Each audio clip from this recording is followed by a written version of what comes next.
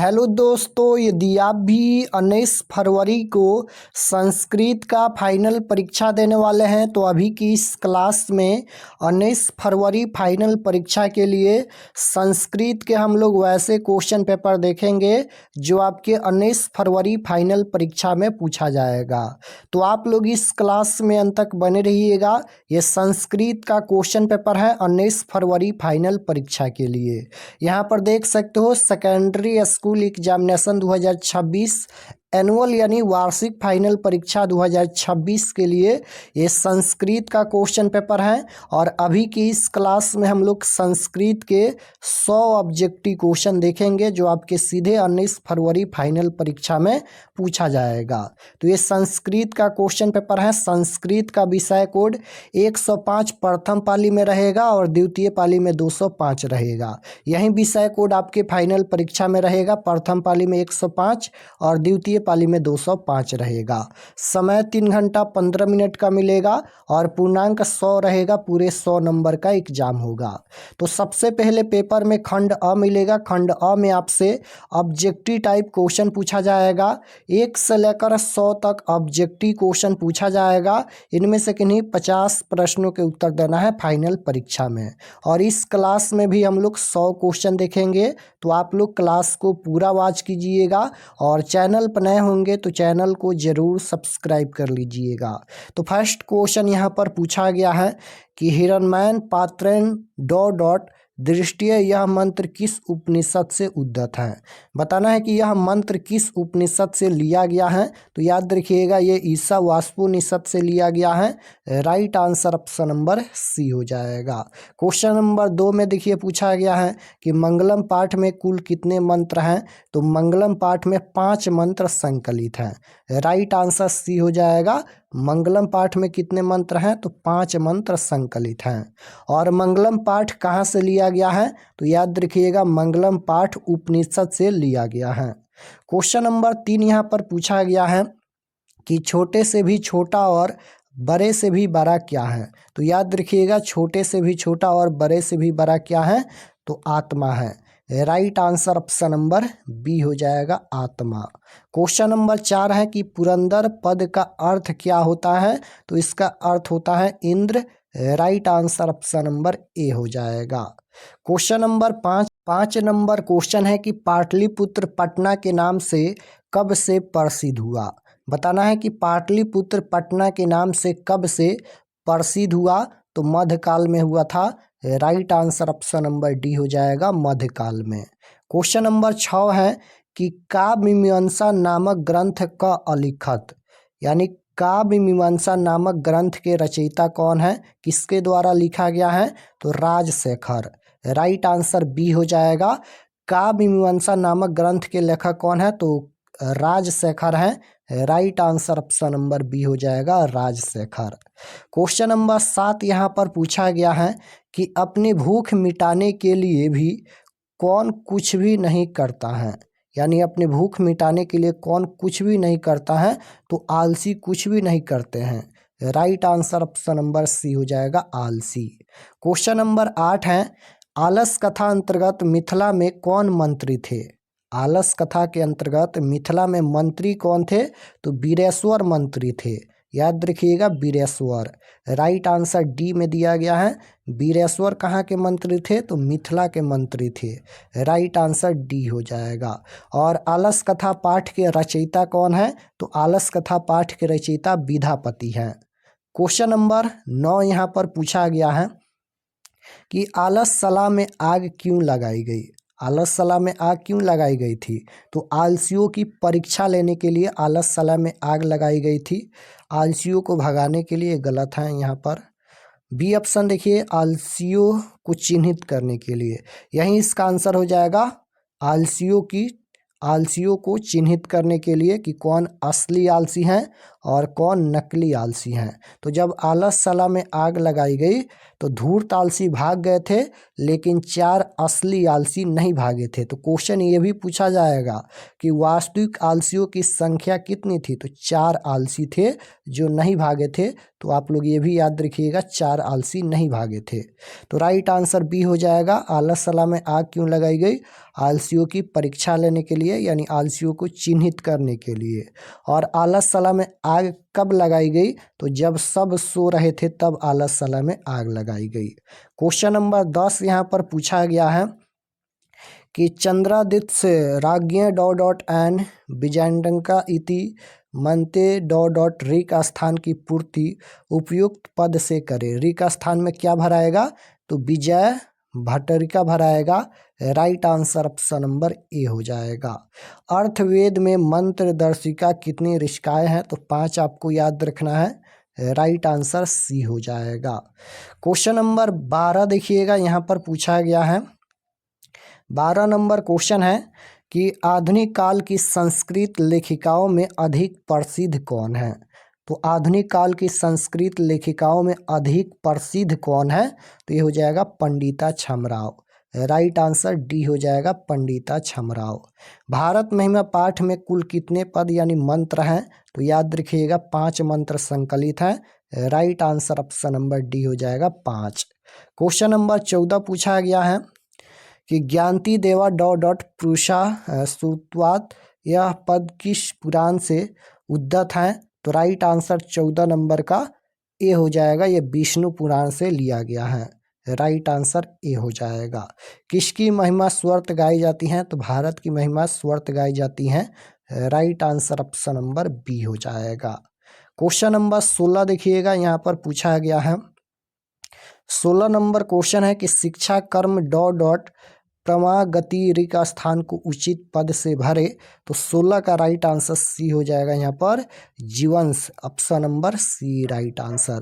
Question number 17 है कि सप्तपदी कर्मकांड किस संस्कार में होता है? तो सप्तपदी कर्मकांड ये किस संस्कार में होता है? तो याद रखिएगा, ये होता है विवाह संस्कार में। विवाह संस्कार के अंतर्गत मनुष्य गृहस्थ जीवन में प्रवेश करता है। राइट आंसर ए हो जाएगा। भारतीय संस्कार कुल कितने हैं? तो भारतीय संस्कार कुल 16 होते हैं, ये भी आपको याद होना चाहिए।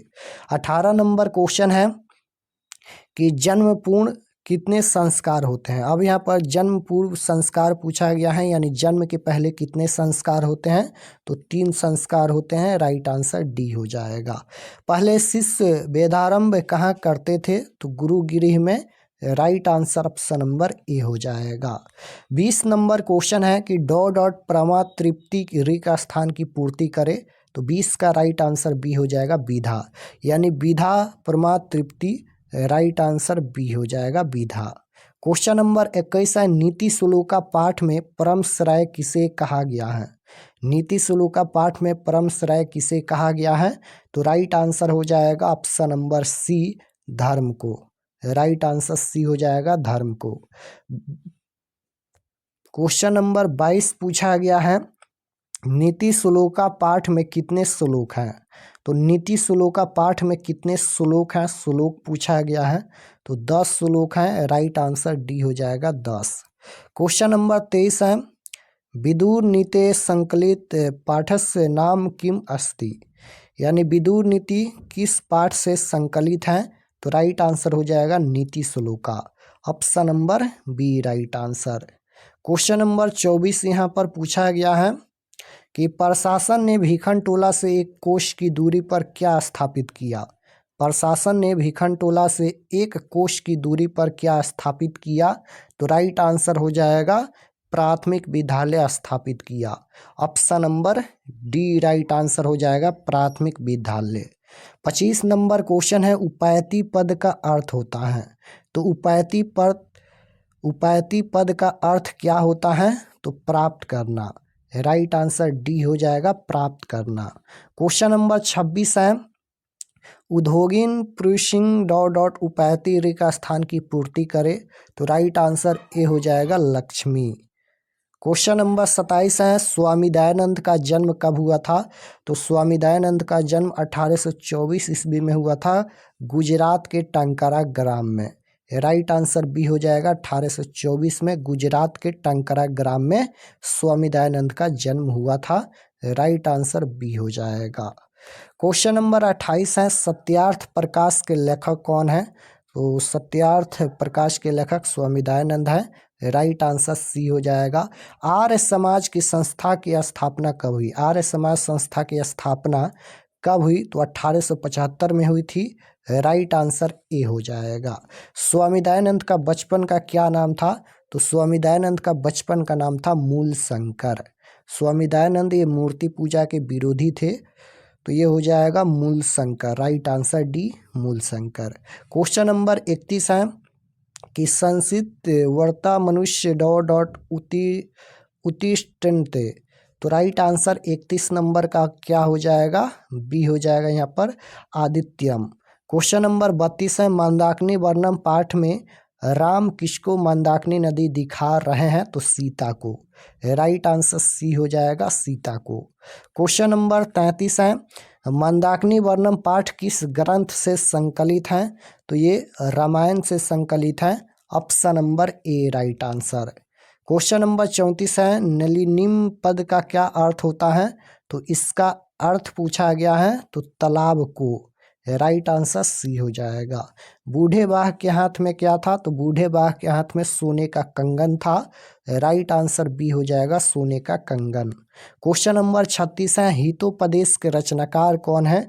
तो हितोपदेश के रचनाकार नारायण पंडित हैं। Option number A right answer. Question number 37 है कि आहा महापंके पतितुसी किसने कहा? तो राइट आंसर हो जाएगा, ये कथन बाघ का है। Right answer option number D हो जाएगा, बाघ। क्वेश्चन नंबर 38 है कि कथा भारत यहाँ पर भारत में के त्वयी विश्वास किसकी युक्ति है? तो राइट आंसर क्या हो जाएगा? यह युक्ति किसकी है? तो पथी का युक्ति है। राइट आंसर बी हो जाएगा। कौन भार रूपक के रचनाकार कौन है? तो कौन भार रूपक के रचनाकार पूछा गया है तो महाकवि भास हो जाएगा। Right answer C. Question number 40 है कि कौन के पास भिक्षा मांगने कौन आए? तो राइट आंसर हो जाएगा, कौन के पास भिक्षा मांगने कौन आए। क्वेश्चन ये पूछा गया है तो राइट आंसर क्या हो जाएगा? इंद्र। ऑप्शन नंबर डी हो जाएगा। शक्र किसका नाम है? शक्र जो है वह किसका नाम है? तो इसका राइट आंसर क्या हो जाएगा? शक्र किसका नाम है? तो ये हो जाएगा 41 नंबर का, इंद्र का नाम है Shakra. Option number A right answer. Question number 42 है कि कौन शक्र को चौथी बार क्या देना चाहा? तो 42 का राइट आंसर हो जाएगा सोना। क्वेश्चन नंबर 43 है कि वैरण वैश्य समनम असंभवम, यह किसकी युक्ति है? यह किसकी युक्ति है? तो राइट आंसर डी हो जाएगा, महात्मा बुद्ध। क्वेश्चन नंबर 44 है, अवैरण कानूनाय मैत्री भावेन च डॉट शांति भवती। तो राइट आंसर 44 नंबर का ए हो जाएगा यहाँ पर, बैरस्थ। Option number A right answer, बैरस्थ। क्वेश्चन नंबर 45 है, डॉट एन असहिष्णुता जनयति। तो राइट आंसर 45 नंबर का सी हो जाएगा, द्वेष। क्वेश्चन नंबर 46 है, अपने और पराये की गणना कौन करता है? तो अपने और पराये की गणना कौन करता है? तो ये हो जाएगा संकुचित हृदय वाला। राइट आंसर डी हो जाएगा, संकुचित हृदय वाला। क्वेश्चन नंबर 47 है, शास्त्रकारा पाठ किस शैली में है? तो शास्त्रकारा पाठ ये किस शैली में है? तो ये हो जाएगा प्रश्नोत्तर। Option number B. योग दर्शन के प्रवर्तक कौन है? तो राइट आंसर 48 का ये हो जाएगा, पतंजलि। वेदांत दर्शन के प्रवर्तक कौन है? तो राइट आंसर ये हो जाएगा, बद्रायन। क्वेश्चन नंबर 50 है, उच्चारण प्रक्रिया का ज्ञान किस शास्त्र से होता है? उच्चारण प्रक्रिया का ज्ञान किस शास्त्र से होता है? तो राइट आंसर सी हो जाएगा, शिक्षा शास्त्र से होता है। क्वेश्चन नंबर 51 देखिए पूछा गया है। अब 51 से 100 तक क्वेश्चन जो है वह व्याकरण का पूछा गया है। तो अयम किस शब्द का रूप है, ये व्याकरण का क्वेश्चन है। अयम किस शब्द का रूप है, तो ये हो जाएगा इदम शब्द का रूप है। युवाम पद का मूल रूप पूछा गया है, तो युवाम पद का मूल रूप क्या होता है, युष्मद। राइट आंसर बी हो जाएगा। नदी शब्द का रूप पंचमी के एक वचन में क्या होता है, तो राइट आंसर 53 नंबर का ऑप्शन नंबर सी हो जाएगा, नधा। क्वेश्चन नंबर 54 है, आसित्य किस लकार का रूप है, तो ये किस लकार का रूप है, तो ये हो जाएगा लड लकार का रूप। Right answer option number A हो जाएगा। क्वेश्चन नंबर 55 है, अक्षिपत पद में कौन धातु है, तो 55 का राइट आंसर बी हो जाएगा, छल धातु है। क्वेश्चन नंबर 56 है कि विधिलिंग लकार का रूप कौन सा है, तो 56 का राइट आंसर सी हो जाएगा, पठेत। अस्थि किस धातु का रूप है, तो ये अस धातु का रूप है। तस्वीन में कौन सी विभक्ति है, तो इसमें विभक्ति सप्तमी विभक्ति है। राइट आंसर बी हो जाएगा। क्वेश्चन नंबर 59 है कि वह वेद पठाम कर्तवाच्य का कर्मवाच्य में परिवर्तन करे, तो इसका राइट आंसर हो जाएगा ऑप्शन नंबर ए, अस्माभि वेदः पठ्यते। क्वेश्चन नंबर 60 है, गै धातु के लिट लकार उत्तम पुरुष एक वचन का रूप कौन सा है, तो 60 का राइट आंसर डी हो जाएगा, गश्यामी। क्वेश्चन नंबर 61 है कि त्वयि युष्मद शब्द के किस विभक्ति का रूप है, तो 61 का राइट आंसर सी हो जाएगा, सप्तमी विभक्ति का रूप है। मुनि शब्द के पंचमी एक वचन का रूप क्या होगा, तो 62 का राइट आंसर बी हो जाएगा, मुने। क्वेश्चन नंबर 63 है, करण कारक विधायक सूत्र कौन सा है, तो क्वेश्चन नंबर 63 का राइट आंसर डी हो जाएगा, साधकतम करण, ऑप्शन नंबर डी। संस्कृत में कारक के कितने भेद हैं, तो संस्कृत में पूछा गया है, संस्कृत में 6 कारक होते हैं और हिंदी में 8 कारक होते हैं। राइट आंसर सी हो जाएगा, संस्कृत में 6 कारक होते हैं। कर्म कारक में कौन सी विभक्ति है, तो कर्म कारक में कौन सी विभक्ति है, कर्ता ने कर्म को, यहाँ पर द्वितीय विभक्ति होगा। राइट आंसर ए हो जाएगा। क्वेश्चन नंबर 66 है कि इत्यथ भूत लक्षणे सूत्र का उदाहरण कौन है, तो 66 का राइट आंसर बी हो जाएगा, option number B right answer. Question number 67 है, उभयतः अव्यय के युग में कौन सी विभक्ति होती है, तो राइट आंसर हो जाएगा, द्वितीय विभक्ति। किस कारक में तृतीय विभक्ति होती है, तृतीय विभक्ति किस में होती है, कर्ता ने कर्म को करण से, तृतीय करण में आता है। राइट आंसर डी हो जाएगा। क्वेश्चन नंबर 69 है, अपवर्गीय तृतीय सूत्र का उदाहरण कौन सा है, तो राइट आंसर डी हो जाएगा, यहाँ पर तेन माचेन व्याकरण पठित्यम। संस्कृत भाषा में विभक्तियाँ कितनी हैं, तो 70 का right answer option number B हो जाएगा, 6 विभक्ति हैं। क्वेश्चन नंबर 71 है, किस वाक्य में अनुक्ते कर्तृ तृतीय सूत्र से तृतीय विभक्ति हुई है, तो 71 का राइट आंसर सी हो जाएगा, मोहनेन पत्र लिख्यते। निर्मारम में कौन सा उपसर्ग है, उपसर्ग पूछा गया है, तो इसमें नीर उपसर्ग जुड़ा है। राइट आंसर ए हो जाएगा। किस शब्द में सु उपसर्ग नहीं है, नहीं पूछा गया है, तो किस में यहाँ पर सु उपसर्ग नहीं है, तो राइट आंसर हो जाएगा, स्वागतम में यहाँ पर सु उपसर्ग नहीं है। राइट आंसर डी हो जाएगा, स्वागतम, और यहाँ पर है स्वगतम। स्वगतम ये है और ये स्वागतम है, तो इसमें सु हो जाएगा, इसमें यहाँ पर नहीं होगा। क्वेश्चन नंबर 74 है कि अध्यात्म शब्द में कौन उपसर्ग है, अध्यात्म में उपसर्ग पूछा गया है, तो ये अधि उपसर्ग जुड़ा है। राइट आंसर सी हो जाएगा। प्राभाव पद में कौन सा उपसर्ग है, तो इसमें उपसर्ग पूछा गया है, तो प्रा उपसर्ग जुड़ा है। उन्नयनम में कौन सा उपसर्ग है, तो इसमें उन उपसर्ग जुड़ा है। राइट आंसर बी हो जाएगा। क्वेश्चन नंबर 77 है, आलोक्यति पद में कौन सा उपसर्ग है, इसमें भी उपसर्ग पूछा गया है, तो ये हो जाएगा आड उपसर्ग है। क्वेश्चन नंबर 78 है, सरस्वती पद में कौन सी स्त्री प्रत्यय है, स्त्री प्रत्यय पूछा गया है, तो डी प्रत्यय है। राइट आंसर सी हो जाएगा। नारी में कौन सा स्त्री प्रत्यय है, तो नारी में ये हो जाएगा डीन प्रत्यय। मित्र प्लस त्रल का निष्पदन रूप क्या होगा, इसको जोड़ेंगे तो कौन सा शब्द बनेगा, तो राइट आंसर हो जाएगा मित्रता बनेगा। क्वेश्चन नंबर 82 है, सर्वदा से कौन सा तद्धित प्रत्यय है, तो राइट आंसर 82 नंबर का डी हो जाएगा दा प्रत्यय। किस पद में ठक प्रत्यय है, तो ठक प्रत्यय ये हो जाएगा साहित्यिक, ऑप्शन नंबर सी हो जाएगा। क्वेश्चन नंबर 84 है, शिव का स्त्रीलिंग रूप क्या होगा, तो 84 का डी राइट आंसर हो जाएगा शिवा।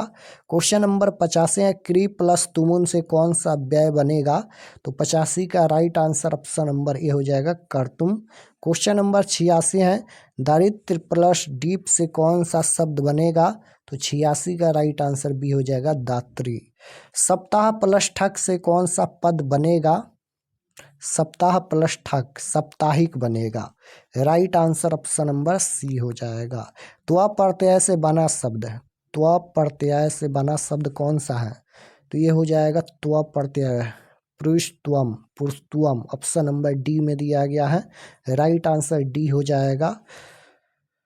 एतदेव का संधि विच्छेद क्या होगा, एतदेव, तो एतदेव का संधि विच्छेद क्या होता है, एत प्लस देव, राइट आंसर ए हो जाएगा।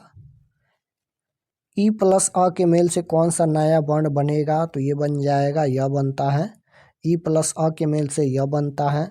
क्वेश्चन नंबर 91 है, भाग्योदय में कौन सी संधि है, तो भाग्योदय में कौन सी संधि है, इसमें गुण संधि है।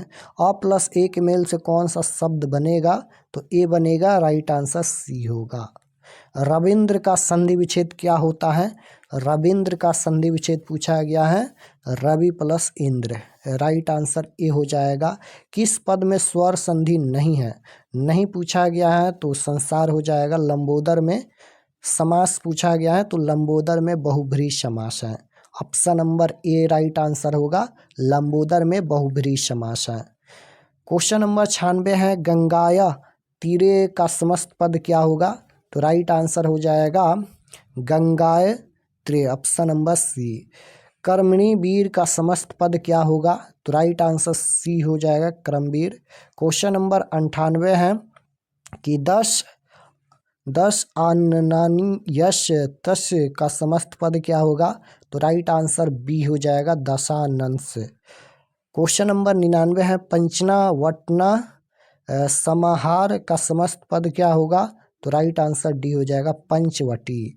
किस समास का उभय पद प्रधान होता है, उभय पद प्रधान होता है किस समास का, तो द्वंद्व समास का, राइट आंसर ए हो जाएगा।